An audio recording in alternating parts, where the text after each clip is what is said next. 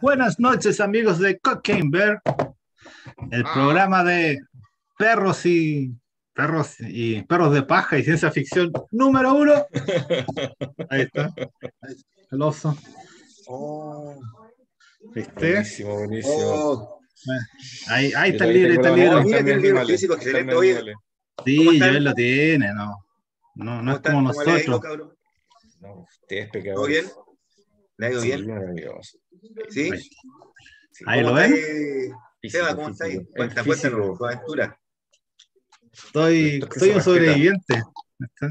Interesante esa experiencia. Crucé la noche, pero regresé. ¿Llegaste al Sí. final? ¿Llegaste al Casi final al de la noche? final, pero me devolví. Está No, bien, está bien. Vio la luz. una pequeña electrocución ahí para darle más luz a mi vida. Algo Más menor, brillo, algo algo menor. más brillo. Como si no tuviera suficiente energía y luz. Está bien. Un Bueno, por poquito. fuera le deseo dos cosas ahí, Seba. Yo me alegro que estés vivo. Y segundo, te felicito por estar vivo también. Claro, tuve voluntad para vivir. Sí. ¿Viste? Voluntad, No, bueno, sí y es complicado, fuerza. porque tenía herida de entrada y salida, o sea, es complicado, fue serio. Pero bueno, lo logré esta vez. No sé si la Esta próxima vez vez. lo logre, pero esta vez sí lo Sí, logré. ¿Viste? está siendo No como puedo, Nietzsche no nomás. puedo Veamos, prometer nada más. ¿Viste? veamos si eres más fuerte. Entonces hoy día tenemos un libro maravilloso de John Gray, Perros de Paja, es un filósofo, cientista político inglés. Y mira, está ese, a ver si puedo hacer o no. Ya, y esa es la portada en inglés, ¿la ven? Sí, sí. Sí, por supuesto. Ah, ya, estamos excelentes ya. Está la portada en castellano, la portada en inglés. Perros de paja y... Ah, no, es traducción, Ah, lo no es primero, traducción. ¿verdad? Grande, abducción. Claro, la última novela de Abducción, Ryu Murakami, traducida por Juan Carlos Cortés, Audición, que ya acabó la primera edición, están esperando la segunda edición, Wow. que creo que viene a fines de marzo. ¿Ya? Y el patrocinio, claro, pues tenemos Perros de Paja, entonces en la biblioteca pueden descargar Perros de Paja.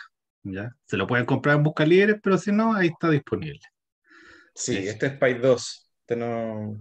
Esa es la que yo No. me compré, pero Para todavía viene en camino. Esta parece que poner. es la de... No sé cuál es. A ver, ahí sale la editorial más chiquitito. Ahí no lo ¿Cómo se llama esa reconozco. editorial de la E? ¿Esa es Pasacalpe o no? EDAF, Pasacalpe, Sí, parece Pasa. que. ¿Cuál puede ser? ¿Y qué más tenemos? Y ahí tenemos a John Gray, este estupendo ahí. Ah, un buen hombre. Sí, con los campos de No, Inglaterra a su espalda, su casita de campo, Atrás, al fondo. maravilloso. Lo mínimo, lo mínimo. su abrigo rojo La, ahí. Sí, la mejora. claro, para Bien. expresar su postura pro-comunista. Ah, ¿eres comunista?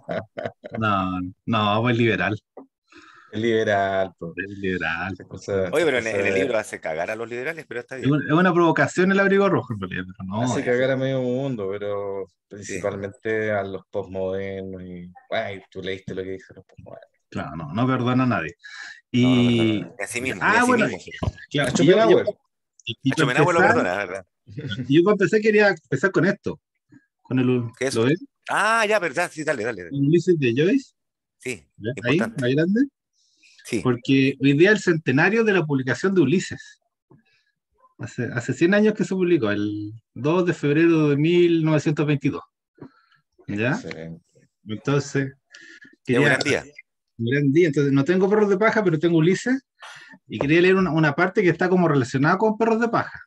¿Ya? Es como el capítulo 2 cuando el Stephen está con el director de la escuela y dice, para todos los que hemos leído Ulises, una parte muy bonita. Mira, no me hagas hablar de eso, pero dale, Ya, sigue. espérate. Ya, Mejor. ya. En las escaleras de la Bolsa de París, los hombres de piel dorada cotizan precios con sus dedos enjollados. Parloteo de ganso, en enjambre ruidoso, dando vueltas torpemente por el templo, las cabezas en espesas conspiraciones, bajo desacertados sombreros de copa. No suyos, esos trajes, ese lenguaje, esos gestos. Sus lentos ojos rebosantes desmentían las palabras, los gestos ansiosos y sin ofensa, pero conocían los rencores acumulados en torno a ellos y sabían que su celo era en vano. Vana paciencia en amontonar y atesorar. El tiempo, sin duda, lo dispersaría todo. Un tesoro acumulado junto al camino, saqueado y adelante. Sus ojos conocían los años de errar y pacientes conocían los deshonores de su carne. ¿Quién no lo ha hecho?, dijo Stephen. ¿Qué quiere usted decir?, preguntó el señor Dizzy. Se adelantó un paso y se quedó junto a la mesa. Su mandíbula cayó abriéndose, hacia un lado con incertidumbre. ¿Es eso antigua sabiduría? Espero oírlo de mí. La historia, dijo Stephen, es una pesadilla de la que trato de despertar. ¿Mm? Entonces, este es el Stephen Dedalus. Sí, ¿Ya? pues, el artista adolescente. Claro, entonces dice la historia es una pesadilla de la que trato de despertar. Entonces, ese es como el pie donde llegamos con perros de paja. Así porque no, lo que nos está proponiendo John Gray es un poco salir de este sueño de la historia, ¿cuánto se llama? De este mito en el que estamos envueltos, estamos, ¿cuánto se llama? Completamente dormidos.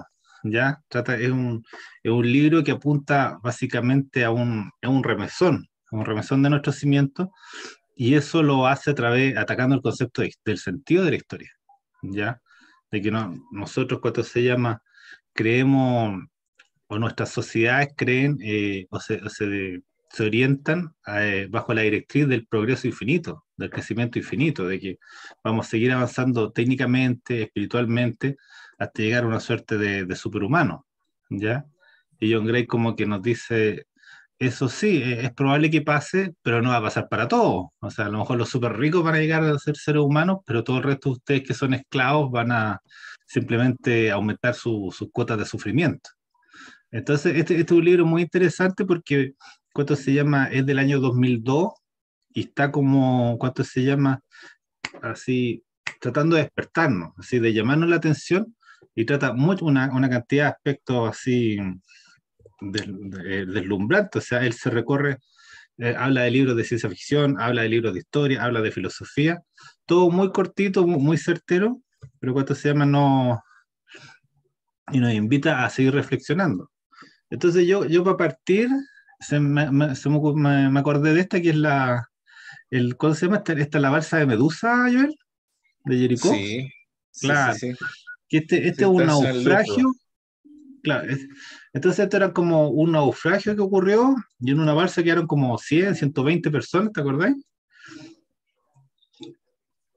Y la balsa Y después estuvo.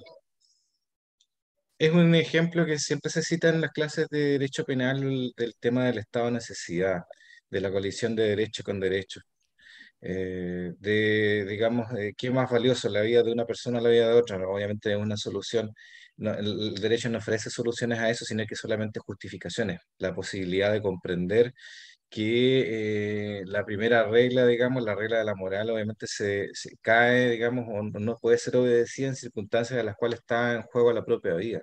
Entonces, este hecho que ocurrió en la verdad, que ocurrió efectivamente a principios del siglo XIX, dio mucho que hablar precisamente por eso, porque terminaron matándose entre ellos para poder, digamos, devorarse digamos, poder sobrevivir. Entonces, claro, dio lugar al famoso hecho, o sea, a un ejemplo clásico de lo que es un estado de necesidad, un estado en que colisionan dos derechos y los cuales no hay una resolución en la escala moral, porque la escala moral se supone que tiene una estructura en la cual la primera es la vida, después viene la libertad y otros bienes jurídicos, ¿cierto?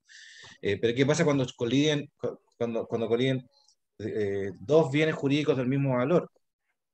Hay una situación en la cual el derecho no puede solucionarla, porque no hay una prelación entre un bien jurídico y otro, sino que son solamente dos sujetos que quieren, digamos, sobrevivir, y por lo tanto, como te digo, el derecho no puede justificarlo, porque tiene una base moral el derecho. Y en este caso, obviamente, habiendo un conflicto moral, no simplemente tiene que comprender la situación. Esto puede ser útil para un episodio que narra, o sea, para una idea, una de las tantas, una de las miles de ideas que hay en este libro, que es que la vida humana no es sagrada. ¿Te acuerdas de esa conclusión? Claro, o Que sea, dice que en el fondo nosotros partimos de la base de una escala moral y suponemos en Occidente, en realidad todo este libro es una crítica a la filosofía occidental, ¿eh? partiendo por la centralidad que le damos a la moral desde Sócrates también en adelante, que no existe en la naturaleza una moral, digamos, implícita, y por lo tanto no vamos a lograr mejorar el mundo si nos adherimos a una moral determinada. Y que una de las bases de esa moral es, es lo sagrado de la vida, dicen desde Sócrates en adelante. Y él lo critica y pone ejemplos como este, pone ejemplos como la aniquilación de los pueblos de Tasmania, ¿te acuerdas? A manos Claro, de los pobladores, de los inmigrantes anglosajones, para dar a entender de que efectivamente no hay nada de sagrado en la vida, no hay nada de sagrado en la vida. Pero es un poco descorazonador, digamos, decirlo así. Pero bueno, tú también partiste diciendo otra cosa que es la idea del progreso, la idea del progreso infinito. Él, en el fondo, dice que acá hay una frase que dice: la idea del progreso no es más que el ansia de inmortalidad con un toque tecnofuturista. No es aquí donde se puede encontrar la cordura, ni tampoco en las eternidades apolilladas de los místicos. También, digamos, nos cierra la puerta, digamos, en ese sentido, a, digamos, a las aspiraciones que tienen tanto la religión como el humanismo de una especie de trascendencia del ser humano ya, ya, en pues, el y progreso. mira, Bueno, lo- no sé, estaba pensando yo el libro, igual está bien, el libro tiene muchos temas, o sea, es lo que hace como un recorrido por todo. Pero lo que estaba diciendo temprano con el SEA era que para mí este libro tiene un gran tema a fondo, que era el progreso técnico versus el progreso como una totalidad, como un absoluto, como un absoluto siempre ascendente, que claramente él lo desmiente y lo desdeña, así como también desdeña todo absoluto. Que me gustaría hacer, quizás habría que leerse el sexo y el fracaso de lo absoluto, decirse que en algún momento también. Eh, pero eh, en el fondo, claro, él habla de que el progreso lo único que ha traído, junto con la especie humana primero para él es una plaga. Eso es entretenido, somos una plaga. Todos somos una plaga. como lo que salía en Matrix, que era somos un virus. Claro, él dice eso, pero básicamente, claro, y como que nos denomina, no sé si es un nombre que él acuña o un nombre que otro autor acuña que él adopta, que nos dice que somos los Homo rapiens, somos los hombres rapaces. Piña. Y rapiña, claro. Eso es primero. Segundo, que todos nuestros esfuerzos hacia el progreso están teñidos por ideología y filosofía que están mal encaminadas y que solamente tienen como finalidad el sufrimiento, que son el cristianismo, por un lado, ¿o no? El humanismo Y el humanismo, que es como el hijo bastardo del cristianismo. y después el cientificismo. Y después el cientificismo, que en el fondo que toda tendencia humana a hacer cualquier cosa, a adoptar cualquier postura ideológica, tiene como finalidad justificar el engaño en el que vivimos, que es la destrucción de nuestro ecosistema y de nosotros mismos. Entonces, entretenido todo eso. Y para eso él desarrolla un montón de mini ensayos, microensayos durante todo el libro, y son muy interesantes. No. Todos. Mira, yo quería apuntar este cuadrito porque, claro, estamos en un escenario de disminución de recursos y por eso apuntaba también el cuadro anterior de Jericó. Entonces, esto es un estudio bien interesante, que es un estudio de predicción de cómo los recursos de la Tierra iban a crecer o iban a decrecer. Fue un estudio que se hizo el año 72, ¿ya? Lo encargaron como en el MIT y después hicieron un seguimiento hasta el año 2000, o sea, las líneas punteadas eran como lo que había proyectado el estudio y la línea gruesa es como hasta dónde se fue cumpliendo. Entonces ahí arriba te dice los fuentes de recursos no renovables, la economía por cápita, los servicios por cápita, la industrial, y lo más importante sea la población. Entonces, está como proyectado que el 2030 nosotros ya tengamos un colapso del uso de los recursos y que eso implicaría que incluso que la población humana empezará a declinar. O sea, cuando decían, nuestra teoría del progreso infinito acá empieza a chocar, se empieza a acabar. Cuando se llama, y por ejemplo, pensar una disminución de la población es un hecho dramático, es un hecho traumático. Entonces, por eso me parece tan importante el libro de John Gray, porque nos enseña un poco sacarnos este paradigma de que económicamente no tenemos que parar, que el decrecimiento es una especie como de transgresión, como de herejía, y cuánto se llama, y ver realmente qué es lo que está pasando en el mundo. O sea, en el momento de que los combustibles fósiles empiezan a acabarse, ¿cómo vamos a satisfacer nuestras necesidades? ¿Ya? Entonces, yo creo que por eso es tan importante este libro, porque es sumamente contingente. ¿Y cuánto se llama? Y a partir de él podemos empezar a leer ciertas claves, o sea, que determinen o sea, nuestro devenir en la sociedad y nuestra vida individual. Entonces, a ver qué más tengo. Ah, ya, mira, acá les puse ya el índice, porque son capítulos cortitos, pero para que vean todos los temas que tiene, así como ahí pueden agarrar el que quieran, ¿cachai? Y está como el índice completo hasta el final. ¿Y cuánto se llama? Ahí para que se agarran de algo, porque por ejemplo lo que habíamos hablado, el tema de Schopenhauer. En el Schopenhauer yo se los mandé al CUT y todo, porque era muy interesante la forma en que él eleva la figura de Schopenhauer, que es un filósofo muy, muy importante, pero que siempre está un poco como a la sombra de Kant y de Hegel, ¿ya? Y John Gray hace como todo un gesto de reivindicación de ese Schopenhauer, y cuando se llama expone sus críticas a Kant, sus críticas a Hegel, y cuando se llama, y nos dice, esta es como la verdadera postura que debería tener el ser humano, que una postura un poco más, ¿cómo se dice?, más desconfiada, así, O sea, del vivir.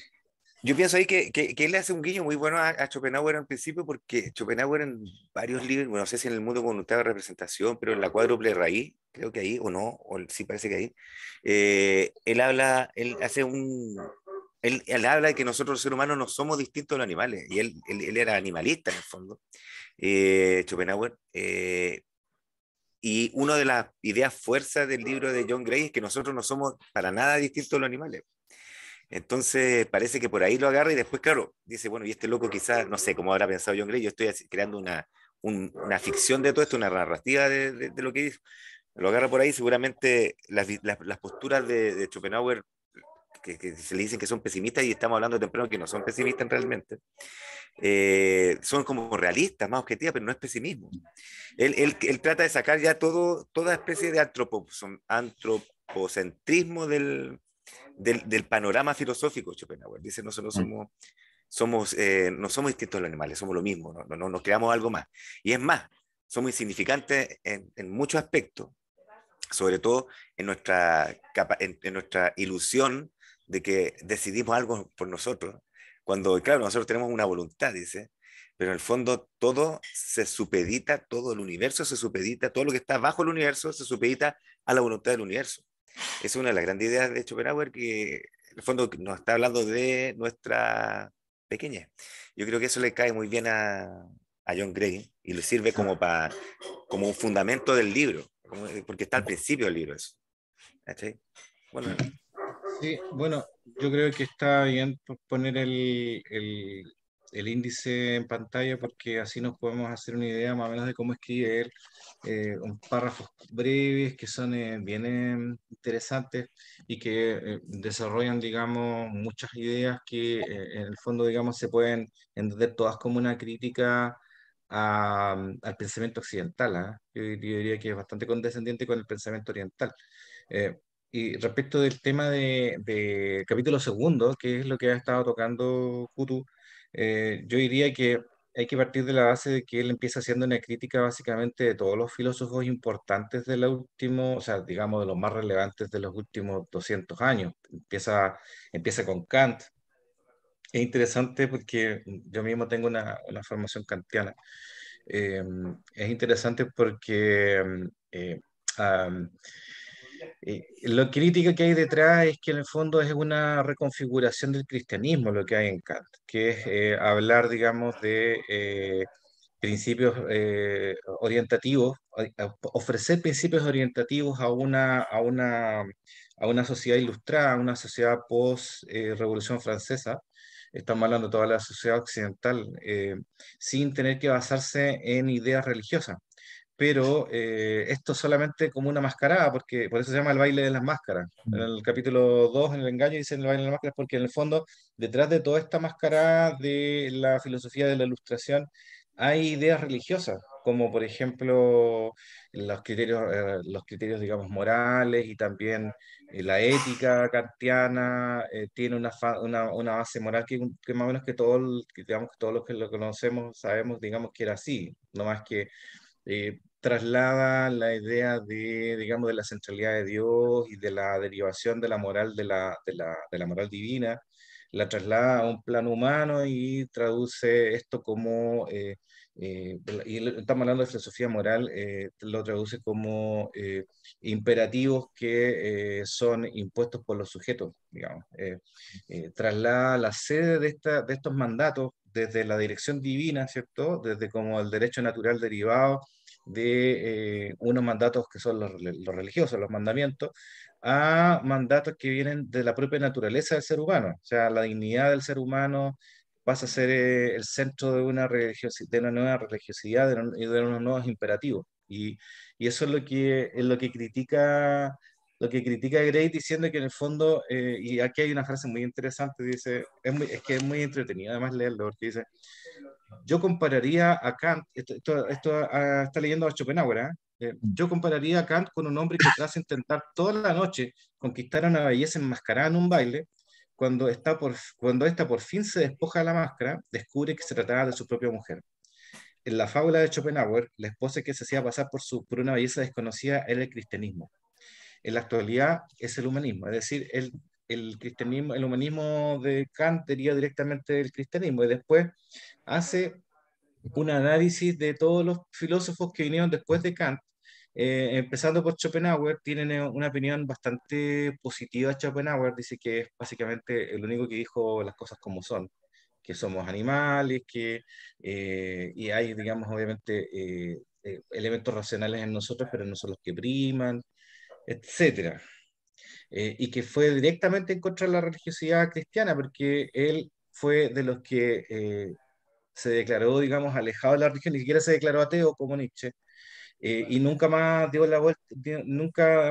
vuelta la espalda, digamos, hacia el cristianismo, a diferencia de Nietzsche, que como hijo y nieto de pastores evangélicos, él siempre estuvo también, digamos, en ese conflicto entre la palmaria inexistencia de Dios y también sus imperativos religiosos que lo llevaron, digamos, a construir sus ideas, y en el fondo también lo arrastraron a la locura. Esa Ah, sensibilidad no, religiosa sí, fue lo que lo llevó a espérate. la locura, Ahí yo tenía un, según, ahí yo tenía un según Gray. apunte que decir, porque claro, John Gray se muestra un poco incómodo en el capítulo de Nietzsche porque tiene que explicar que Nietzsche le dio sífilis, pero al mismo tiempo los antecedentes que él tenía era que Nietzsche tenía una vida muy casta, muy, muy pura, después de que lo patea a la luz Salomé por Rilke.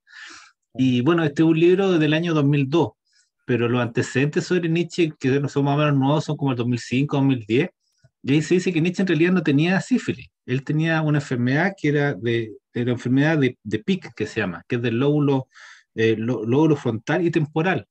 Y esa era la enfermedad que realmente tenía Nietzsche y que producía al mismo tiempo, bueno, causa la muerte, es un proceso degenerativo, pero al mismo tiempo acelera mucho toda la fase dialéctica.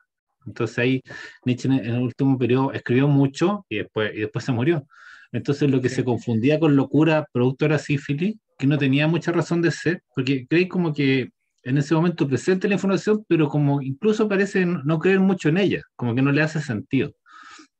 Y cuanto Sí, sea, bueno, es es que como parte es que eso es interesante porque es como parte de las mitologías de Occidente. Nosotros, en ese otro libro, el Odisea de Berlín, siempre estamos como creyendo en modelos románticos, como el suicidio de Van Gogh, que Van Gogh tampoco se suicidó, murió por producto de un accidente de unos niños jugando con ese una pistola. dato, ese dato que tú mencionas no lo conocía, pero sí leí la biografía de Nietzsche por Karl Jaspers.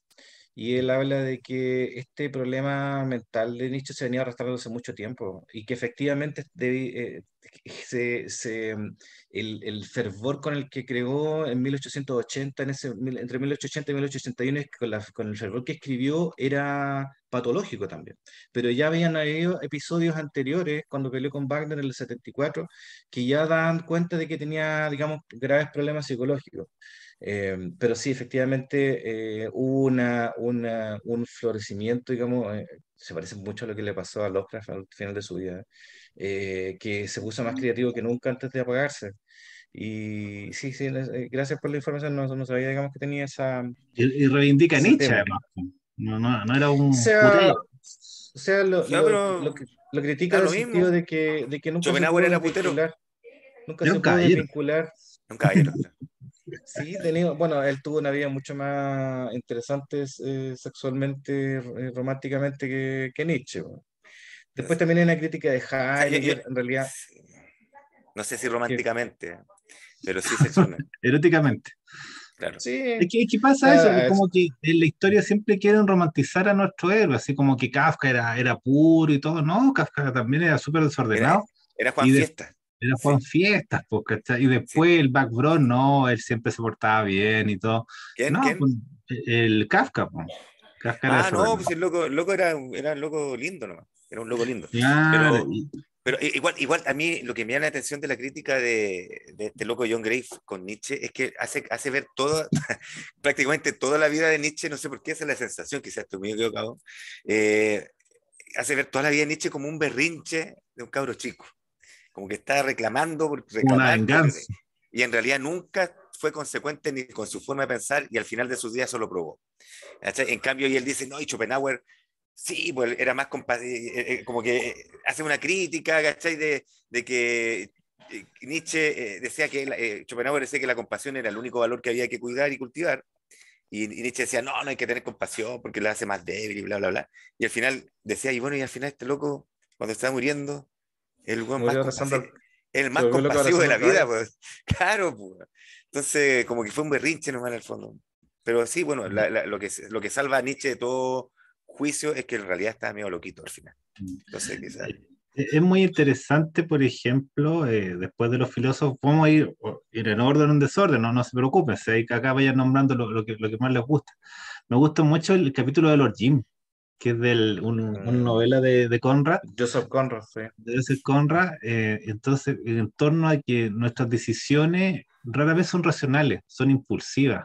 Entonces muestran que Lord Jim iba en un barco así, era uno de los oficiales, y el barco se empieza a hundir, y él al tiro salta al bote salvavidas, así como No, en no, vez de... no. En un momento él duda si se queda a bordo del barco haciéndose cargo de los deberes o sigue a todos los demás tripulantes Claro, y salta al bote, ¿te Claro, acuerdas? pero, pero claro, pero ya está, cuando está en el antes de Antes de bote, ese empezar, momento, ya estaba en el bote, pues. cuando está en el bote, él dice, cuando me di cuenta ya había saltado. Una cosa así Había como, saltado. ya había saltado. Sí, sí. Claro, la duda, o sea, puede que dude, pero lo que realmente el impulso de vivir, eso de sobrevivir, es lo que prima. Y él después, por un impulso, queda culposo. Y después, en otro episodio posterior, ahí estamos spoileando la novela, él expía su culpa, así, y se deja matar. Es Es muy muy lindo triste la historia del... es muy lindo y ético ese final. También, bueno, quiero para el público, para la gente que nos escuche esto, nos estamos contando, este es un libro que no es una historia, este es una serie de pensamientos que une, y me imagino que son una serie de microensayos que hizo John Gray en alguna oportunidad y los fue juntando y los unificó en este libro. Hizo todo un compendio grande. Me imagino que tiene la pinta de ser así, no sé la realidad, pero no tiene un hilo conductor temporal este libro, para empezar, para que entiendan la gente que nos está escuchando. Lo que sí tiene son ideas, y esa es la idea de la que hemos estado hablando. Habla del progreso, del no progreso, de la historia, de la no historia. Habla de la humanidad, de la no humanidad. Habla de los animales, de los no animales. Habla del sufrimiento. Habla del sufrimiento, habla del posmodernismo, del capitalismo y de los distintos ensayos y posturas que ha tenido la historia del hombre, por lo menos de los últimos 500 años, aunque muchas veces se remonta a Platón y Sócrates y Aristóteles, pero se enfoca mucho en los últimos 500 años de la historia del hombre y de la voracidad, la rapacidad de la humanidad. Y cómo hemos estado no solamente destruyendo el planeta, sino a nosotros mismos. Eso es más o menos. Oye, no hemos dicho por qué el libro se llama Perros de Paja. ¿Puedes leer el epígrafe, Joel, el primero? Ahí está. Para Un que se segundo. entienda pues, para dónde vamos. Acá está. El cielo y la tierra son implacables. Los seres de la creación son para ellos meros perros de paja. O sea, nosotros, pues, los seres humanos, sí, Nosotros. Sí. estamos al Somos, arbitrio de los dioses, ¿no? ¿Cuánto se llama? No, no estamos protegidos. no No somos nada importante. somos Sí, bueno, importantes. Es, La- la- la- no te creas tan importante. Sí. Claro, hay una crítica, bueno, en realidad cuando digo que hay una crítica a la filosofía occidental, más bien yo diría que ahí se contiene mucho de crítica al antropocentrismo, a la idea de que el hombre es la medida de todas las cosas, que es una cuestión que viene de Protágoras, claro, y que eso mismo ha causado una barrera artificial entre el ser humano, o al más o menos la idea que los seres humanos tienen de sí mismos y los animales.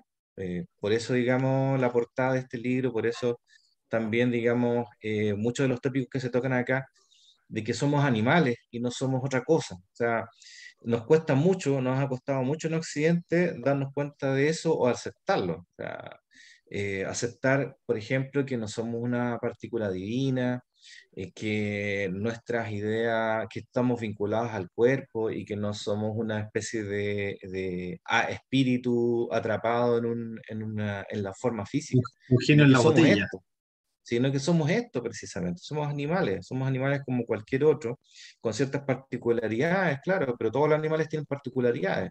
Entonces él empieza analizando, digamos, qué particularidades podemos alegar nosotros.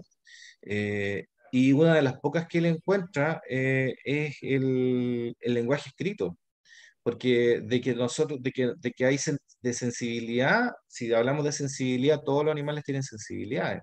Si hablamos de inteligencia, todos los animales tienen inteligencia para los medios para los cuales fueron, digamos, o para los cuales, digamos, se mueven, evolucionario, sí. a los cuales han evolucionado. Todos tienen una inteligencia suficiente como para poder adaptarse a ese medio. Pero lo Habla que como nosotros de, tenemos habla como de unos monos que eran mucho más violentos que los seres humanos y que según los La babuinos, verdad. creo. Y si, ¿cuánto se llama? Y si esos monos tuvieran acceso a armas atómicas, destruirían el planeta en una semana. es que Que ahí hay dos cuestiones que tienen, esa es una vía de doble sentido, porque Monos con navaja, hay un dicho. En Occidente pasan muchas cosas. En Occidente, por ejemplo, se idealiza a los animales como seres puros y digamos, sin maldad, sin violencia, y hay muchos animales que son muy malos, muy violentos, y sobre todo los primates entre los que nos encontramos nosotros son los seres más violentos del planeta. Nosotros, los humanos y otros primates, somos de los animales más violentos que hay. Eso es lo que explica él en el libro. Y por otro lado, también se idealizan, por ejemplo, las tribus, los pueblos atrasados económicamente o tecnológicamente, porque se piensa que ellos viven más de acuerdo a la naturaleza y tienen una filosofía más rica de comportamiento o de conocimiento de la realidad. Y lo cierto es que donde el hombre ha estado, con los medios que ha tenido, ha destruido todo a su paso, sea occidental o no lo sea blanco o no lo sea avanzado tecnológicamente o no lo sea, siempre hemos destruido digamos, lo que hemos ocupado, siempre nos hemos ocupado de tratar, digamos, de adaptar el medio a nuestros fines, y eso es parte de nuestra naturaleza humana. Entonces, también él advierte en contra de esa idealización que existe en Occidente respecto al buen salvaje. Y volviendo un poco ya se me empiezan a olvidar las cosas. A donde dice Platón y el alfabeto, habla un poco de eso. Es interesante que dice que, claro, en Occidente, bueno, en realidad los seres humanos en Occidente han creado el alfabeto que en otras civilizaciones no existe. Y tiene una virtud, o mejor dicho, tiene una cualidad el tema del lenguaje alfabético, que es que crea ideas. Y las ideas platónicas como el bien, lo bueno, lo correcto, son abstracciones que son creadas, generadas por el alfabeto que nosotros usamos y que han causado más mal y destrucción y sufrimiento que ninguna otra palabra, digamos, y que en otras civilizaciones cuestiones como esas no han causado los mismos efectos. Por eso él dice, por ejemplo, que en China el lenguaje que en principio existía era designativo, denotativo, que no pretendía, de hecho los chinos usan el lenguaje no como como conteniendo una esencia, sino más bien como denotando objetos. Y ese simple hecho de saber que el lenguaje no contiene la realidad hace que se tenga una actitud distinta hacia la realidad. En Occidente tenemos la costumbre de pensar que nosotros podemos construir realidad a partir del lenguaje, y esa idea que parece tan moderna es una idea sumamente antigua y sumamente destructiva. Viene Eso es con lo el que virus, es. viene con el virus del lenguaje. El lenguaje nuestro, por lo menos. Viene Sí, implícito. porque Había, esas había, había, idealizaciones platónicas son lo más nocivo, lo más agresivo que hay. Es como el troyano. Es un troyano que viene dentro del lenguaje. Nos lleva a la trampa del solicismo. ¿Cachai? había una parte en que mencionaba a Wittgenstein, que el primer Wittgenstein ¿cuánto se llama? El del Tractatus, era el que decía que todo el mundo se podía contener en el lenguaje. Y después el segundo Wittgenstein, el de investigaciones filosóficas, que un filósofo que tuvo dos sistemas distintos, ahí descree un poco de eso. Pero yo creo que es una tentación evidente que a mí igual me pasa, o sea, yo en la medida que manejo el lenguaje, el mundo se expande. O sea, si yo descubro una palabra nueva, esa palabra de alguna manera, si bien no sé, yo no vivo en el mundo, yo vivo en mi concepción del mundo. Pero está Y bien por eso eso, te porque digo, tú estás usando el lenguaje en ese momento como una forma de conocer el mundo. Pero lo que dice el John Gray es que muchos de nosotros, muchos de la humanidad, por lo menos el lenguaje que usamos, el lenguaje occidental, lo usamos como una forma de creer que nosotros, al hablar, creamos el mundo. El verbo crea. Tenemos toda esa serie de mitos que vienen desde antiguos judeocristianos, que el que habla crea. Tú usas el lenguaje para conocer el mundo que está fuera de ti. En Sí, cambio, y la esa, mayor parte de la gente piensa que mientras hablan, crean realidad y cosas. el lenguaje crea sí, realidad, es y una frase muy eso, manía. Mm. sí, y esa idea que parece tan moderna con los pensadores franceses de la actualidad, una cuestión que arrastramos desde el principio de los tiempos, digamos, con Platón y con el cristianismo en adelante, o sea, con el verbo. Y él habla también ahí es por eso también habla del posmodernismo y lo aprovecha de tocar en ese momento, porque también es otra Es forma de antropocentrismo. oye, ¿podríais leer los dos primeros párrafos del capítulo postmodernismo? Porque en dos Sí, párrafos se despacha el postmodernismo. Le Sí, pega se dos, lo meten, se le lo meten pa- al es bolsillo. Sí. una teoría que lleva 30 años dando vueltas, en dos párrafos lo destruye John Gray. No, Es claro. impresionante. hay muchas veces dice que cree este el posmodernismo, si nadie tiene idea que cree este el posmodernismo, como No, después no, habla de pero otras terminologías. No, ahí uno ve lo brillante que es John Gray. voy a leer los tres párrafos. Ya. El posmodernismo. Los posmodernos nos dicen que la naturaleza no existe, solo el mundo flotante de nuestras propias construcciones. Toda mención de la naturaleza humana está tachada de dogmática y reaccionaria. Dejemos esos falsos absolutos a un lado, dicen los posmodernos, y aceptemos que el mundo es aquello que nosotros interpretamos que es. Esa cuestión es platonismo. Los posmodernos hacen gala de que su relativismo es una categoría superior de humildad, la Mm, aceptación modesta de que no podemos asegurar que estemos en posesión de la verdad. Pero en realidad la negativa posmoderna de la verdad es la peor arrogancia posible. Al negar que el mundo natural existe independientemente de nuestras creencias sobre el mismo, los posmodernos rechazan implícitamente todo límite de las ambiciones humanas.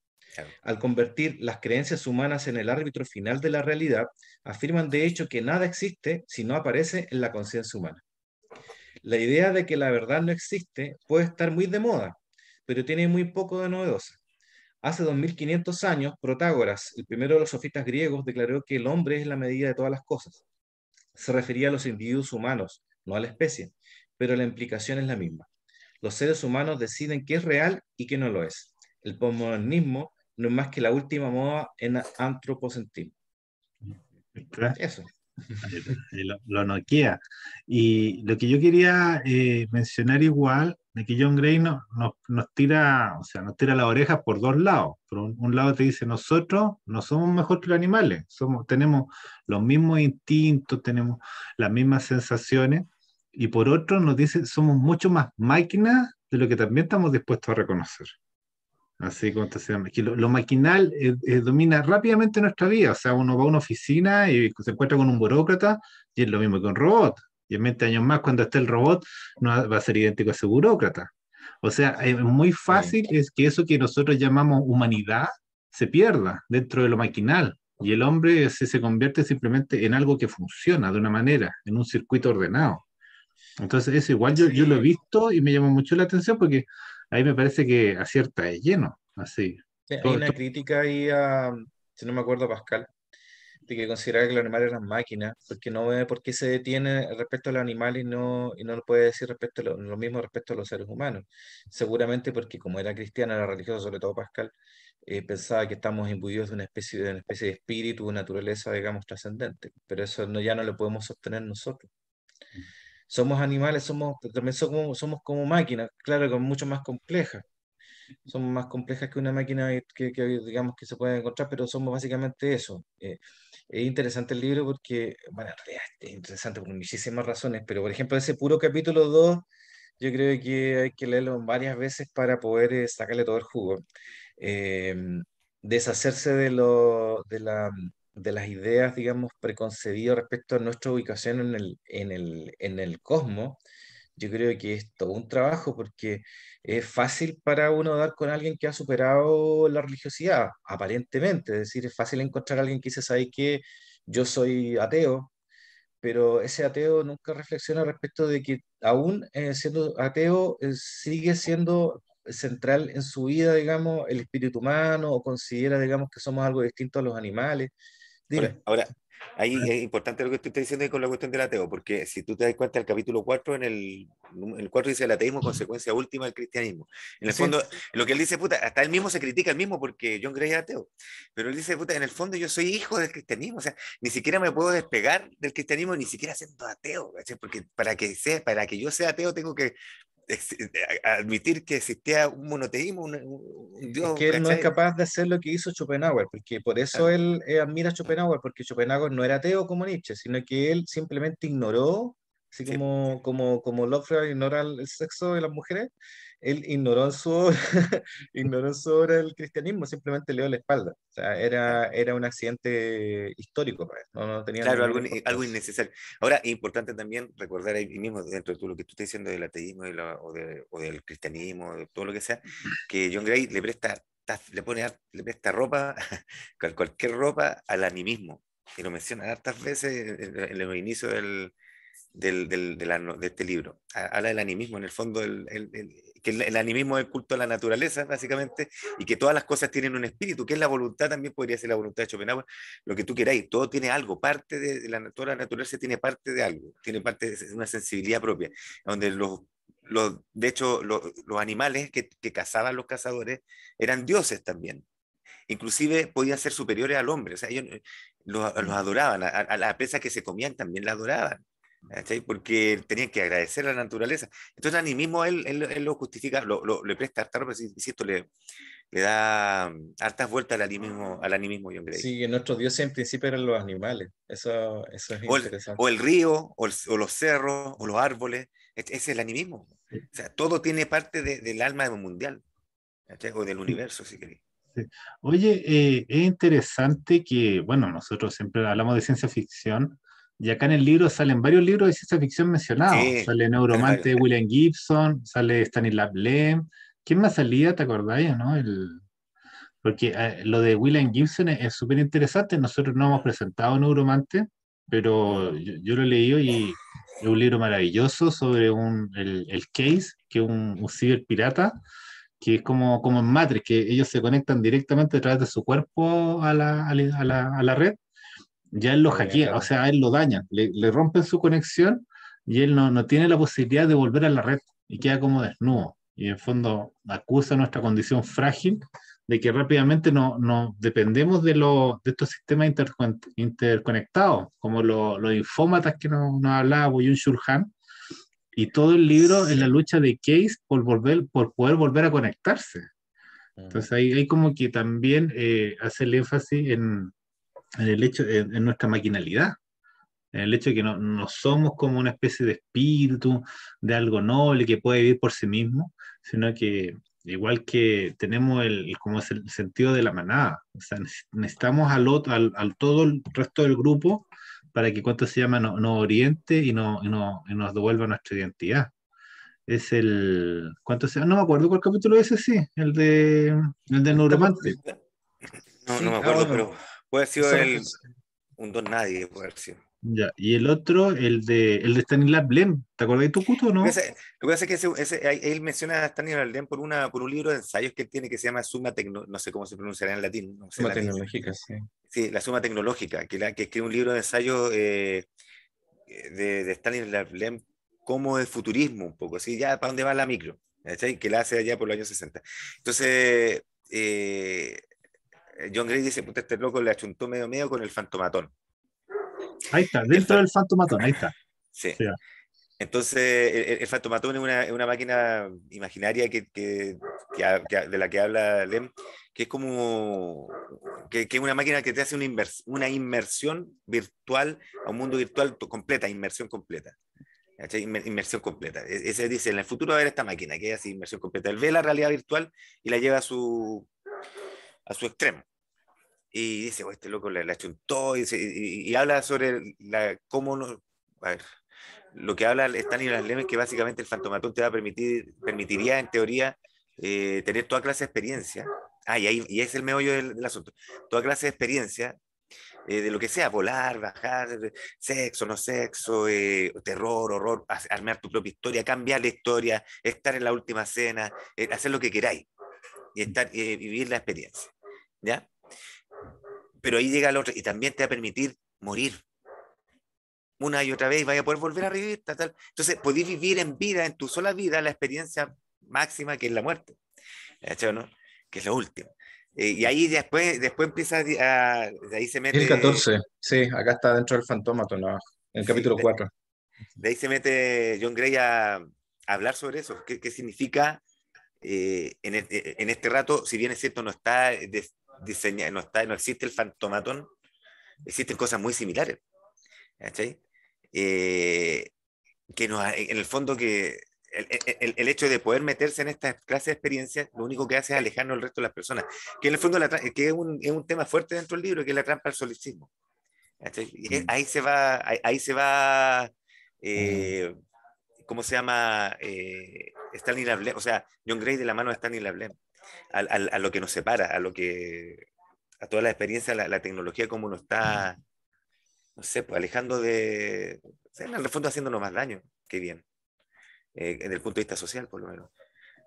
Pero no sé si para allá se va a ir re interesante ese capítulo. Mira, no me acuerdo todo porque, insisto, son harto las cosas que hablan, pero Hay que repasar este libro, si no, sí, es como lo que decía Joel. Ya El, para más de una conversación. ya, De pero hecho, cada uno de sus capítulos da para conversar un... bueno, o sea, en el fondo, cuando estaba leyendo ese capítulo, te acuerdas que yo escribí ¿cómo se llama? En el chat, puse como una idea que yo se me había ocurrido, que era como con ah, con la del reencarnación. regreso, Reencarnación. claro. Claro, la La reencarnación podría, reencarnación. si este mundo es una ilusión, una simulación, quizás las personas que reencarnan son o sea, todos podemos reencarnar, pero no recordamos cada vez que reencarnamos porque estamos reseteando el principio, no grabamos el juego. Y los iluminados, los que supuestamente recuerdan su vida anterior, son gente que grabó el juego y que empezó de nuevo este juego nomás, pero con el recuerdo de las vidas anteriores. O sea, dentro de la teoría de la simulación, digo yo. Pero Y, era como un tema narrativo, como para un cuento. ¿Y cuánto se llama? Y el otro escritor de ciencia ficción que sale es uno súper importante que no hemos trabajado todavía en Cronenberg, que es el J.G. Ballard. Oh, ¿Ya? pero que J.G. Ballard está como de Ah, fondo, todo el rato está como de fondo. claro, y el Noche de Cocaína, yo lo tuve ese libro, lo perdí, pero o sea, yo tuve ese libro y hace como referencia a dos libros de Ballard. Sí, que me parece que estos Entonces, locos son como yuntas. eran como yuntas, pues, y después, porque Ballard se murió como en el 2007, entonces Mm, incluso habían conversado el libro entre ellos. mm. Pero el tema ahí es cuánto se llama. Es que estos intelectuales o creadores ven ese punto como de ese final del camino, así como en el Crash, que cuando choca, sí. ¿Ustedes vieron Crash o leyeron Crash? Esa es la de, que Sí, también es de vi J.G. parte de la Ballard. película. En la Vi parte historia de de la los tipos película. que se excitan con los choques de auto. Sí, ¿Ya? Entonces, que es como es una gran metáfora de nuestro presente, porque tú mismo pusiste esa cita de Bertrand Russell, de que a los hombres, más que el dinero, les gusta la destrucción.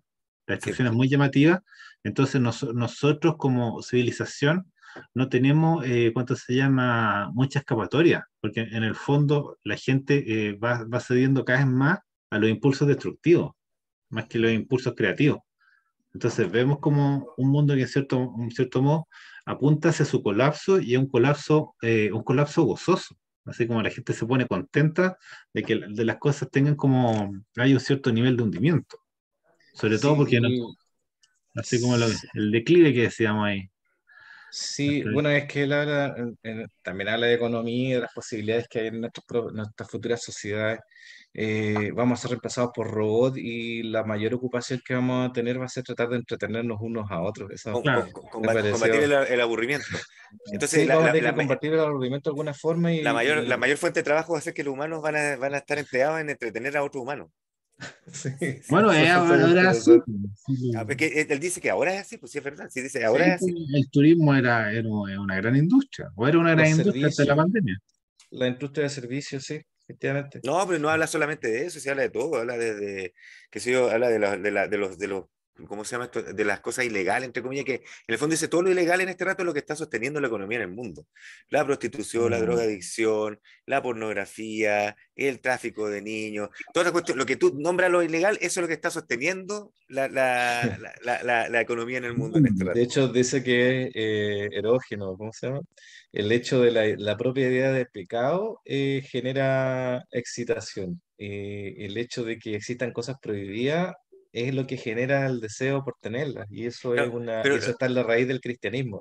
lo interesante que de esa parte es qué nos ha llevado, porque él se pone y dice, puta, pero ¿qué nos llevó a que estemos aburridos? Porque es necesario, no es necesario estar aburrido, él dice, hay muchas opciones para no estar aburridos, pero no la estamos ocupando. ¿Qué pasa? ¿Por qué no por qué nos estamos aburriendo? Siendo que no es absolutamente necesario. ¿Qué nos pasa? Y ahí hace todo un estudio del capitalismo y cómo va avanzando, cómo retrocede el capitalismo y toda ¿cómo se llama? En el fondo es como una cuestión en inversa. Él dice que estamos así porque realmente, claro, hay una automatización en el mundo de la industria que hace que haya menos, sea menos necesario, es interesante esa cuestión, que sea menos necesario la mano de obra para poder producir cosas así, como de ganar la tierra, tirar pala, ¿cachai? Ya menos gente, pero toda esa gente se queda sin pega, pero tenemos que inventarle un nicho para que haga, ya, puta, utilicémonos para entretener al resto, hagamos los payasos, los weones. Y en el fondo, eso es lo que está haciendo, y genera muchas lucas, ¿qué genera? Y a la vez, pero ¿cómo hacemos que esta cuestión sea lucrativa? Aburramos los hueones, y así generamos toda esta cuestión para que los hueones crean Es que que esa es la no, salida. yo no me acordé leído ahí que hay alguna política de aburrimiento general, No, sino no, que más no hay, bien sí, no, no, no, sí, es parte de nuestra situación, de nuestra él no habla circunstancia ninguna, humana, digamos, no habla el de aburrirse. ninguna conspiración ahí. Hay otras cosas que parecen conspiración para él, pero ahí no habla de conspiración, simplemente habla que todos los procesos productivos y de progreso llevan a esta cuestión. Y efectivamente tú tenés que idear un campo nuevo para poder seguir produciendo dinero, que es la finalidad que tiene el capitalismo. De Y hecho, nosotros es la mismos consecuencia lógica. estamos en eso, po, porque estamos tratando de entretener a la gente con esta conversación. Pero no, pero Y, mira, no te hagas ilusiones. No te hagas ilusiones, Joel. Mira, cuando termine esta cuestión, mira cuántos vistos tenemos y te das cuenta que nosotros realmente no queremos entretener a la gente. No, pero sí aumenta. Por ejemplo, yo vi el de Pinchon, aumentó mucho. Sí, ya después la gente por los buscadores, por la búsqueda, va aumentando las visitas. Si no creas que sí, porque En el esto queda para fondo, siempre en mira, la yo red. te voy a contar algo. Mira, nosotros una vez y tú también lo hiciste porque tú participaste de esa época también con nosotros, Joel. Cuando con el Sebastián nosotros escribimos un libro de ciencia ficción, nosotros no lo escribimos para que lo leyera la gente. Lo escribimos porque queríamos entretenernos. Cuando dijimos, ¿qué hacemos? ¿De qué escribimos? Y nosotros estamos hablando con el SEA, dijimos, bueno, no importa lo que escribamos algo que nos guste. Tú cuando escribiste tu libro, escribiste algo que te guste, no pensaste en cuántos huevonajes te iba a leer, ¿cachai? Y está bien, y no está bien, no sé, para mí está bien, es porque estamos haciendo algo más, entre comillas, estamos un poquito más claros. ¿Sí? Yo no quiero entretener a nadie, realmente, No, pero ¿cachai? yo No lo que quiero, necesito.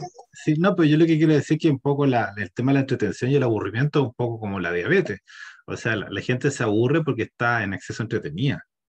Pues a la gente le baja Sí, el azúcar porque come mucha sí, azúcar, porque hay una sí. down regulation, las células se cierran, entonces ya no permiten que entre más azúcar ¿cuánto se llama? Al interior, Sí, atraviesa las membranas. es creo que eso Entonces que, también lo vivimos en menciona. yo creo sociedades que es tan un tema entretenidas administrativo. que la gente se aburre de inmediato si pasa un segundo sin entretenerse. Sí, eso Y lo ahí dice eso, también, ¿cierto? es Sí, lo dice. una Sí, paradoja, pero por eso la gente sufre tanto el aburrimiento, porque tiene demasiadas opciones de entretención. Y yo me acuerdo eso que decía Foster Wallace de los tenistas, que los tenistas, ¿cuánto se llama? Para progresar, para llegar a ser así top 10, top player, ellos tenían que aceptar el aburrimiento.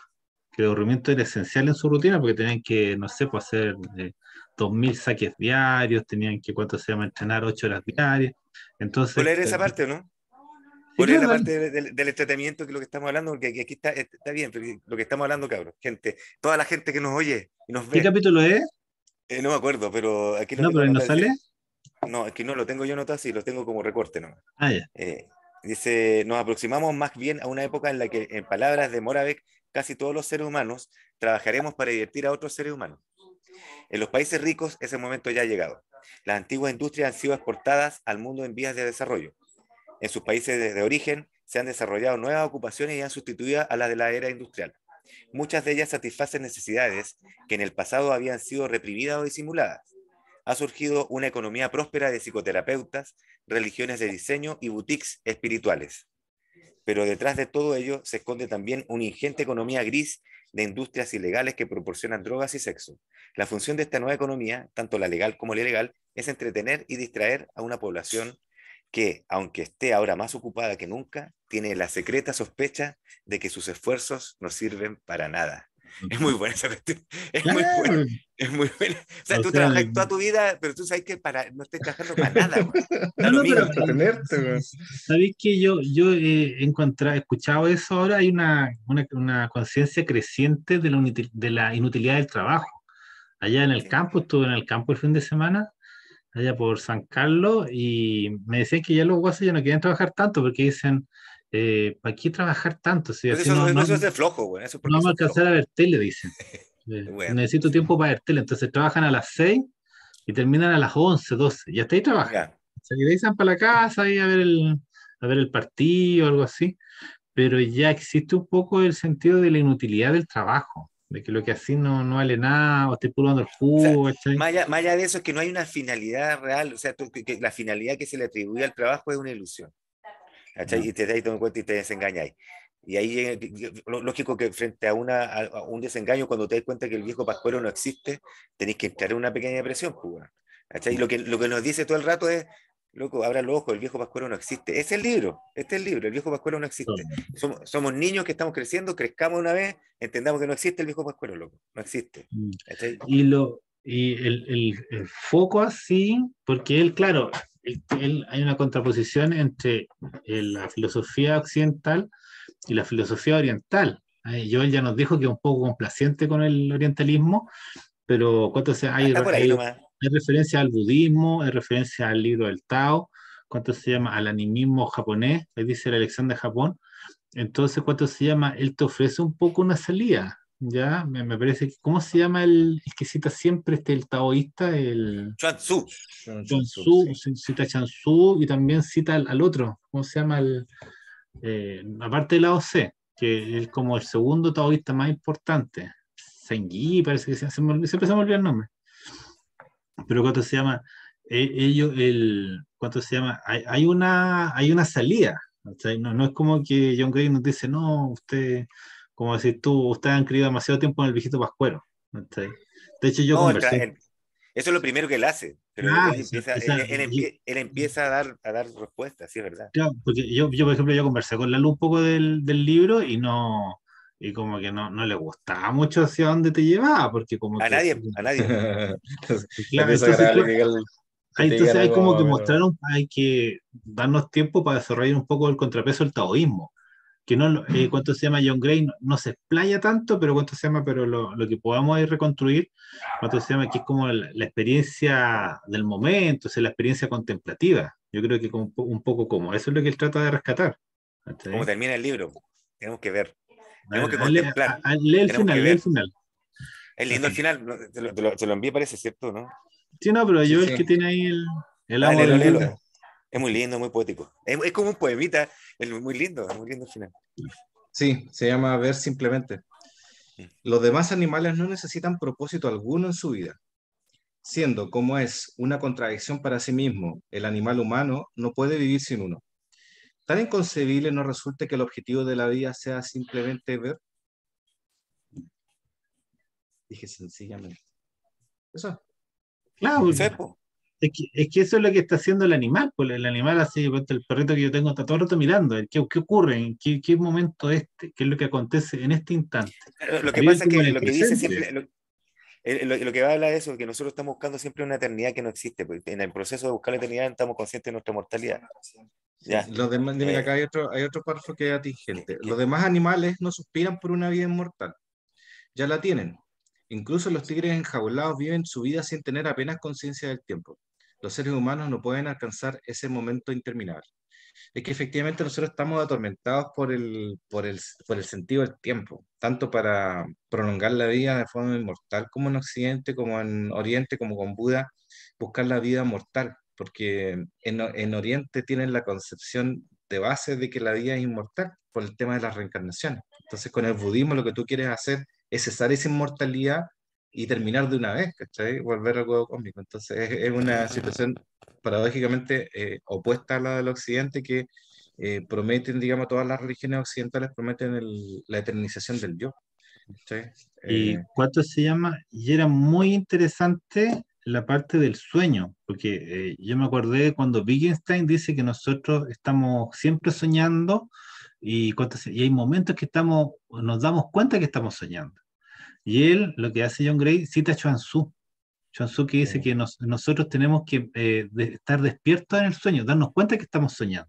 No despertar como como proponen los budistas, sino que es como un poco navegar en el sueño. Ahí Esa cuenta el parte es muy cuento, interesante.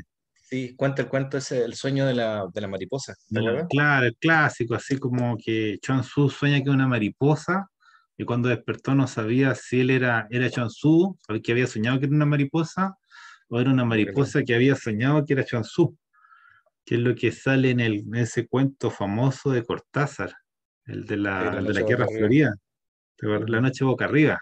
Así que es ujú. como el indígena que sueña que está arriba de una motocicleta, ¿cachai? Y no al Sí, revés. es que para empezar a, a desarmar la idea que tenemos del yo que es consciente, que toma decisiones y que esas decisiones son las más elevadas porque vienen de la mente y considerando las reglas morales, toda esa estructura que nosotros tenemos asumida como la estructura del individuo, todo eso lo desarma, porque en realidad... eh, tiene razón cuando dice que muy pocos momentos del día son efectivamente conscientes y que la mayor parte de nuestro tiempo lo usamos, digamos, en repetir automatismo. Rara vez pensamos y buena parte del día estamos en una especie de ensoñación. No, no solamente el sueño, digamos, mientras dormimos, sino que también una ensoñación consciente. Y que muchas de nuestras decisiones no se toman digamos, considerando, digamos, una Los escala de factores valores, racionales. sino que factores racionales. Ni tampoco hay una escala moral con la cual nosotros midamos paso a paso nuestro comportamiento. Y por eso pone una serie de ejemplos, digamos, de que en realidad nosotros no tomamos, rara vez, digamos, tomamos decisiones basadas en la moral, sino que más bien en las contingencias como se vayan dando. Dan como el ejemplo de la neurociencia que han medido la actividad cerebral y cuando tú tomas una decisión y eres consciente de ella, hay un delay, hay un retraso. Y ya la decisión la tomaste antes de ser consciente que tomaste esa Sí, decisión. sí, Y eso eso lo salió de menciona. otra parte, como del lóbulo occipital. Y de ahí pasa al frontal, que es la parte de lo que nosotros llamamos conciencia. ¿No? Sí, Sí, bueno, yo leí otros libros de neurociencia y claro, es que ahí hace como el emparejamiento entre budismo y neurociencia, que los dos nos dicen que no hay un yo, que nuestro mm, entramado de neuronas inventa que hay un yo para que cuánto se llama, para organizar un poco la cosa, pero en el fondo somos lo mismo que un hormiguero. ¿Cachai? Tenemos la misma sí. lógica de un millón de No sé si lo hormigas. leí acá o en otro lado, pero efectivamente el yo es una construcción. O sea, y volviendo al principio, si nosotros pensamos con Kant o digamos, o con Hume, con David Hume, que es el padre de Kant en esta cuestión del idealismo, de que el mundo es dudoso porque no tenemos más que las percepciones que tenemos sobre él, y por esas percepciones pueden ser equivocadas, de modo tal que no podemos tener certeza absoluta de que lo que percibimos realmente exista.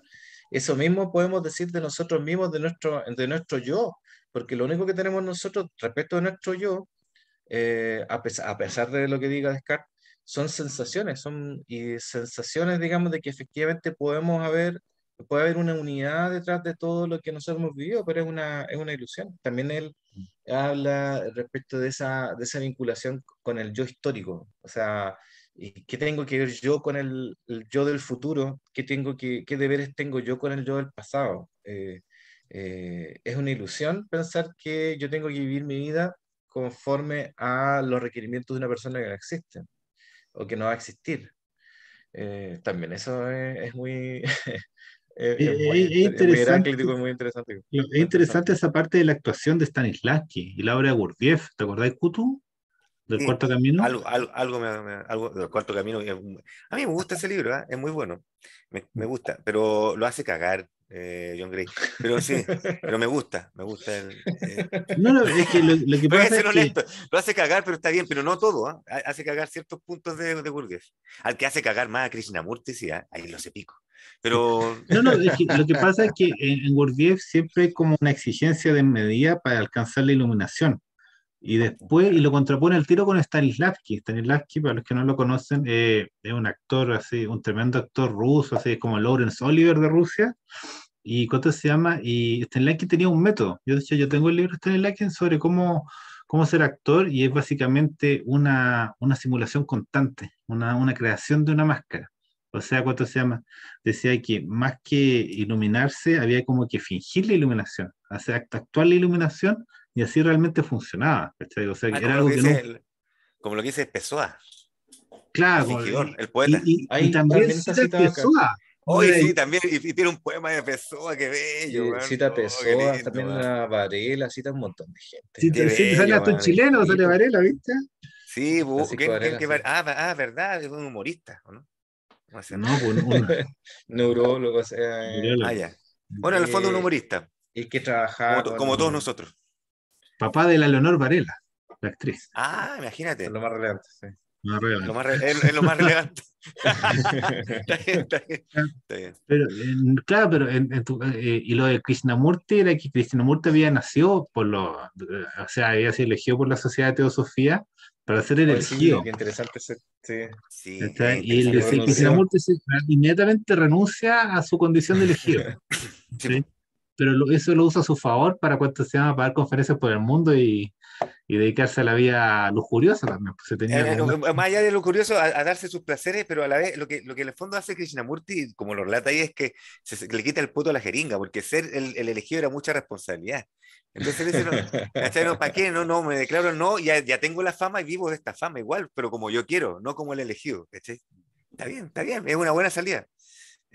Es una buena salida. De hecho, no la critica mucho John Gray. ¿Cachai? Y lo- Pero sí, bueno, como inglés que es, sí es una crítica en el fondo, porque John Gray al fin de cuentas, el final del día es inglés. Así que lo que está haciendo era criticar a Krishnamurti. Sí, no, o era sea, claro, o sea, yo creo que eso yo igual se lo dije a Kuto, que John Gray se puede permitir derrocar todas las instituciones occidentales, porque él, sí, al final del día sigue siendo inglés. Y ser inglés es un modo de vida. Un poco como Schopenhauer, que tenía su rutina. Los ingleses tienen, ¿cuánto se llama? Todo, ¿cuánto se llama? Un eto, así, una serie de prácticas que lo identifica profundamente a ellos como grupo. O sea, el mundo se puede acabar. Y de hecho, hay una película que se llama ahora así como The Night Of, así como La Última Noche, donde el mundo se acaba. Y está en Inglaterra, y están como, siguen teniendo sus conversaciones así eternas, ¿cachai? Siguen gastándose bromas, siguen siendo ingleses, ¿cachai? Eso es más o menos lo que les da sentido a sus vidas. O sea, los ingleses no necesitan a Dios, tienen a la reina. Entonces, ¿cuánto se llama? Ellos tienen como, es muy fácil ser ateo si eres inglés, ¿cachai? Porque tienes tu propia religión inscrita mucho más adentro en tus genes. Entonces, Puede que un no. inglés no sepa nada, pero sí sabe la distinción entre el bien y el mal. Muy bien. ¿Te acuerdas? Sí, sí, salía eso. Entonces, claro, o sea, ahí se ve el desenfado de Grey, así como, no, yo puedo decir lo que quiero, estoy en Inglaterra. Entonces, esa es como esa es la piedra que sostiene a esta gente, así, ¿no? Nosotros como chilenos siempre vivimos en un mundo mucho más endeble. Nosotros estamos en la barca, nosotros estamos ahí viendo quién sobrevive. Así. Claro, John Gray está ahí y nosotros estamos acá. ¿Sí? Oye, hablando de eso, me acordé también del ejemplo que da del campo de concentración. Cuando era un campo de concentración, ¿o qué es lo que Sí, era? muy buena esa historia. Muy Esa es la buena. del. No, ¿La de ¿cuánto se llama? Chamalón? Chalamón. De los pobres, de los gulas que habían así. Y del tipo que roba la gorra. ¿Te acordás de esa historia? Ah, sí, sí, sí, sí. Que a un, Ahí está hablando de la falta de valor moral de la vida, pues, de O la sea que en el falta fondo era, de dignidad. en el fondo que era que no era la falta, sino que No, los ahí valores está. La vida de la humana no tiene moralidad. nada de sagrada. Ahí está. Claro, eso, que no hay nada absoluto en la moralidad, no hay una cuestión Mm. universal. ¿Cachai? Que la moral se define según las circunstancias, en el fondo. entonces no. Por ese Claro, estilo. o sea, el capítulo de la gorra era un tipo, un señor judío que estaba en el campo de concentración, que había sido violado por un guardia y que más encima le había quitado la gorra. Y al que si te quitan la gorra, te fusilan. Entonces Sí, en la noche se acuesta y dice, me van a fusilar mañana porque no tengo mi gorra. Y él va y le roba la gorra a otro compañero de celda de él, alguien que estaba durmiendo. Y el día siguiente ve así, lo hacen formarse y aparece el otro tipo sin gorra y rápidamente es sumariado y ejecutado ahí un tiro en la nuca ahí mismo lo instantáneamente. matan, sí, ahí mismo lo Claro. matan. Y Y no él se sintió dice, culpable, sino que está. siento Está un inmenso aliviado. alivio, dice, siento un inmenso alivio de estar vivo, así, felicidad profunda. Claro, entonces, pero creo que el capítulo que dice moral y inmoral, no me acuerdo, pero, o sea, pero hasta ahí llega la moral, ¿cachai? Así, no, me importa un bledo todo, yo quería vivir. ¿Cachai? Y el tipo, Sí. claro, logra sobrevivir al campo de concentración, po. Entonces, claro, Ahí si está. todos nuestros referentes más altos, a la hora de la verdad, así a la hora de no, a la hora de la balsa ya se nos caen. ¿Sabes? Ahora, John Gray es súper cuidadoso al decir, no es ningún rato de absolutista, no dice todos los humanos somos así. Él dice gran parte del humano, muchos de nosotros, o casi todos, dice. Pero él siempre da espacio que efectivamente, él nunca pone en duda que hay ejemplos a través de la historia de la humanidad que son consecuentes y tienen sus voladas, ¿cachai? Pero él siempre dice, sí, se cuida mucho de decir que no dice estamos cagados todos, sino que dice gran parte de nosotros estamos cagados. ¿Cachai? Es Y al que, final, es que ahí él hace la distinción entre los ricos y el resto, que dice, no existe una clase media, en realidad existen los ricos y los esclavos. ¿Ya? Y todos nosotros somos no a sé dónde distintos dice que somos esclavos, ¿eh? niveles, Pero somos yo creo que esclavos. esa es una categorización tuya. Pero Claro. O sea, no somos Jeff Bezos, o sea, nosotros no determinamos cómo va a ser el mundo. El futuro no lo definimos nosotros. Nosotros simplemente eh, eh, ¿cuánto se llama? No, estamos como empantanados en el devenir. ¿Cachai? Mientras que hay mira, gente que decide el destino, porque hay gente demasiado no, poderosa ya. lo que él habla acerca de la libertad no va por ahí. No va por ahí. Mira, creo que lo noté, que una cuestión era súper bonito. Pero siga hablando y lo voy a encontrar. Lo voy a encontrar. No, pero tira la izquierda por antes. Claro, entonces dice la antigua clase media.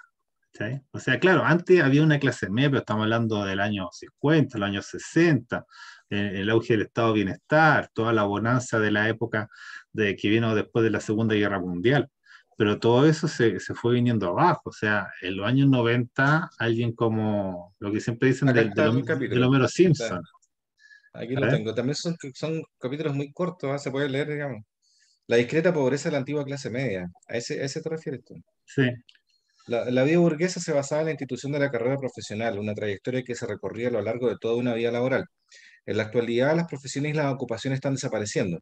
Pronto nos resultarán tan remotas y arcaicas como las jerarquías y los estamentos medievales. Nuestra única religión real es la fe superficial en el futuro, pero no tenemos ni siquiera la más mínima idea de lo que nos deparará ese futuro.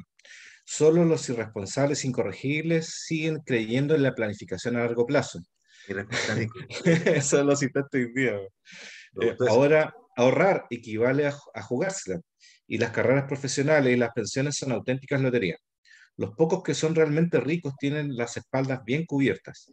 La plebe, el resto de nosotros, vive al día. En Europa y Japón todavía pervive la vida burguesa. En Gran Bretaña y Estados Unidos ya no es más que material para parques temáticos. La clase media es un lujo que el capitalismo ya no se puede permitir. No, sí, ya caímos, ya caímos. No, yo creo que, a ver, ¿y cuánto se llama el... entonces, y ya hay capítulos dedicados a los ricos, así como a los súper ricos, ¿cachai? Sí, eso me gustó igual porque en el fondo ellos son como los ejes de las nuevas, del futuro que vamos a tener. O sea, yo hoy día leía una cuestión de Yuval Noah Harari, que él es muy futurólogo y muy pesimista siempre, pero insiste, pues. Entonces decía, no, después en el futuro la gente, los ricos van a vivir 200 años gracias a la biotecnología, y la gente normal, o sea, ustedes van a vivir 50. Así como ya en la época de Joel ya caput. O sea, ese sería que un poco lo que pasaba antes. Así como que van a disminuir tanto las garantías para la vida, para la vida de la gente promedio, que cuánto se llama, no, que va a disminuir ¿cuánto se llama ¿cómo se dice? La esperanza de vida.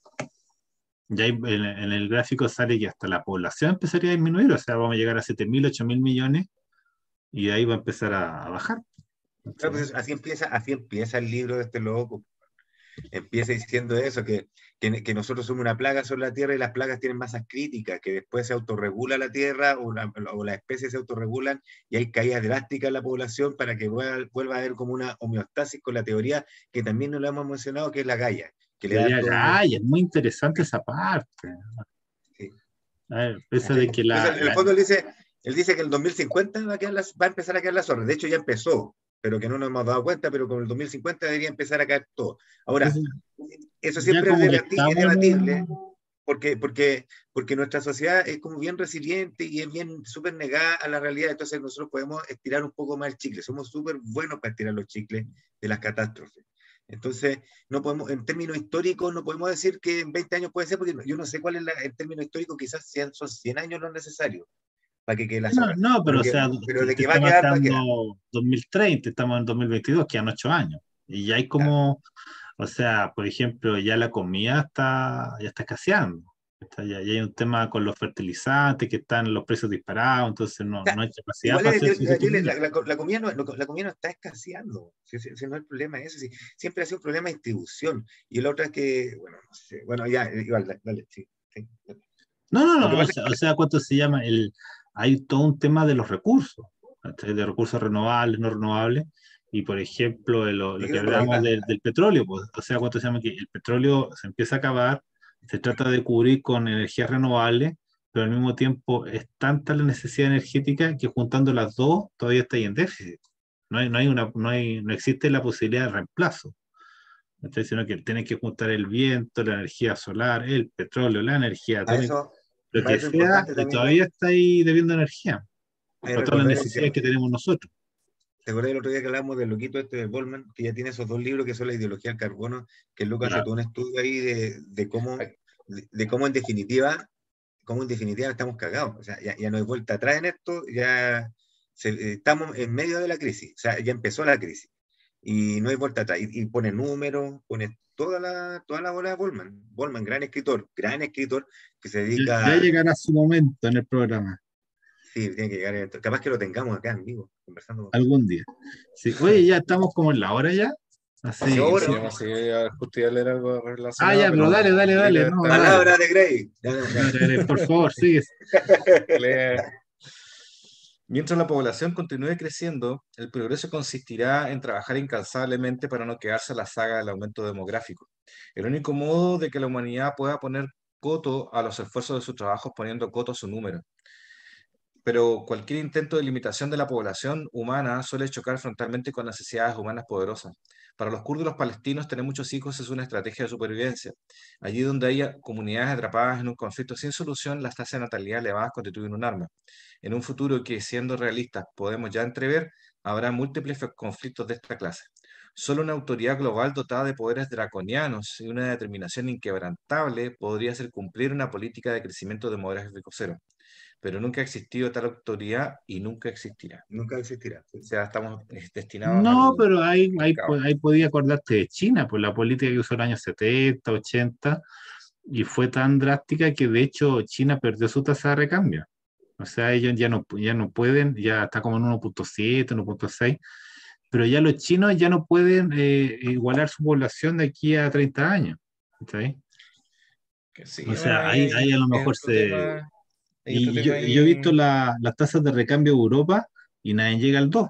Tú necesitas llegar al 2,1 para tener el recambio. 2.1. El 2, y nadie lo tiene. Todos tienen 1,6, 1,3, 1,4. Por ahí tengo el gráfico. Pero nadie hace el recambio. O sea, hasta cierto punto ha funcionado. Así no, yo creo que John Gray ahí se pasa optimista. Porque no, los mismos números contradicen eso. Y sí, me acordé de Houellebecq. Houellebecq habla mucho de que en Francia, claro, los franceses no tienen hijos y los musulmanes franceses tienen 8, En 8. tienen 10. Claro, y es por eso el tema que algún día Francia se convierte en un país islámico, por una cuestión de votos. Simple Bueno, una de aritmética. las razones que dice que es imposible que se regule la natalidad así como de forma draconiana o como sea, es por eso, verdad que tiene razón, es porque hay muchas creencias. Las creencias de las personas lo obligan a tener hijos, por ejemplo, y a no medir, a no escatimar en la producción de vida humana que siga destruyendo la tierra nomás, en el fondo. No, y además que porque nosotros mismos somos armas para, digamos, para ejército. O sea, ahí lo tienen los ejemplos de los kurdos, los palestinos. O sea, el hecho de estar en conflicto incentiva la natalidad y no al revés, como se podría pensar. Entonces, siempre que haya conflictos van a haber fuerzas que llegan a aumento de la natalidad y siempre vamos a estar en conflicto. Por Es eso en nuestra el propia fondo, naturaleza. por eso en el fondo eh, cuando parte con la tesis de que somos una plaga en la Tierra, es interesante eso, que vamos a tener que tener una biomasa crítica que tenemos que de repente, como las langostas que salen todas, dejan la cagada, después mueren todas y bajan y empiezan, esos ciclos tenemos que cumplirlos lo más probable. Sí. Oye, parece que ya estamos pasados, ¿no? Sí, sí, no, ya estamos en la Oye, hora a 20. mí me quedó en el tintero el capítulo de Dostoyevsky, porque Dostoyevsky tenemos que hablar de él, que es el gran El inquisidor. Gran Inquisidor. Es muy bueno. Sí, o sea, podemos ahí darle un respiro a Grey y después volvemos con él, porque igual es interesante. Y yo, por ejemplo, yo encargué el libro, pero todavía no me llega, entonces yo lo leí en el computador nomás, porque no es la mejor forma de leerlo. O sea, no sé cómo No está leer. aprobado por Grey, no está aprobado. No está aprobado. Como leí el de Buyun Shulha, que lo subrayé, lo rayé, lo hice todo. Ahí como que realmente hay un trabajo sobre el libro. Entonces, no, yo ahora lo leí nomás. Entonces, no, sí, podemos volver o buscar un par de No, pero ensayos para complementar. pasemos al próximo capítulo, la otra semana, Los Cristales Soñadores, sí o sí, de Theodore Sturgeon. Claro, y de ahí vemos cuándo podemos volver a Grey, pero hay hartas cosas que quedaron ahí dando vueltas. De hecho, ¿Ya? podemos leer otro libro de Grey y Muchísimo. complementarlo con lo que falta. ¿Sí? Excelente, maravilloso. Señor. La Ahora, próxima semana, después de eso tenemos que leer oye, Joel, La mano izquierda de la oscuridad. Consíguete. Ursula K. Le Guin. ¿Ya? Ya. Esa es una lectura Ya. que tenemos que hacer porque ese viene con mi hermana, viene. Me gustaría hacer eso. Córtela de hacer eso. Por la Una hora diaria, 6 días a la semana, bueno, y no puedo demostrarlo. Pero muéstralo en otro lado, no a mí. Cierra los ojos. Cierra los ojos. Ahí Ya, estamos. oye, Ya, qué muchachos. bueno, Nos gracias. vemos. Tú bueno. Todo bueno, ¿viste? Repuntamos. Hasta la próxima semana, amigos de Hasta la próxima. Chao. Chau.